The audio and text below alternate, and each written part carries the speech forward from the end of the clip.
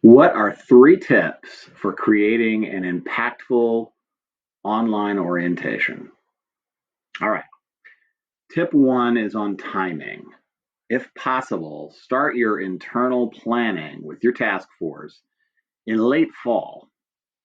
Finalize your vendor choice by early spring and set a firm deadline to go live as early as June 1, no later than July 1. Your instincts might tell you to wait until summer to get started on a project like this because things quiet down, blah, blah, blah. But like most 6-month projects, you'll run into the madness of early fall if you do that, and you'll get off track. Starting in late fall after the early rush of the academic year lets you get a good start on your task force before the winter break. You can use a fresh set of data from the recently completed summer and fall season to troubleshoot what's not working on your website, in your in-person campus tours, and in your orientation classes. Try at all costs to stick to that deadline for going live in the spring, late, early summer, so that you can use the balance of the summer to roll out your product with a soft launch so that you can elicit low stakes feedback from internal colleagues and external select beta testers. All right. Tip 2 is on access. If given the option by your tech folks, use a separate sign-on with a distinct user ID and password instead of the single sign-on you use to access your other college apps. Again, your instinct might be to fold your online orientation right into the other portfolio of tech access.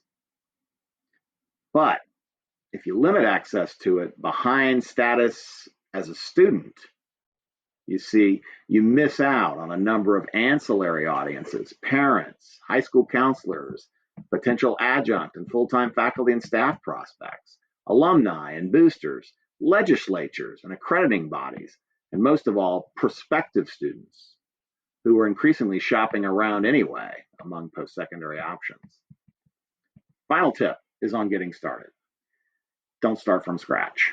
Use a vendor and draw on their professionally produced, on the house, universal content.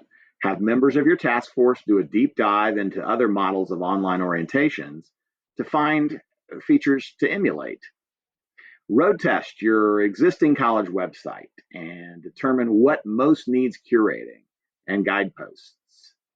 Ask yourself, if you could set aside the turf wars and the Byzantine internal political history behind your 30-year-old website and instead arrange it around what's most important to new students, and then sequence a guided tour designed to take no more than an hour or two, what would that look like? The answer to that question is your online orientation.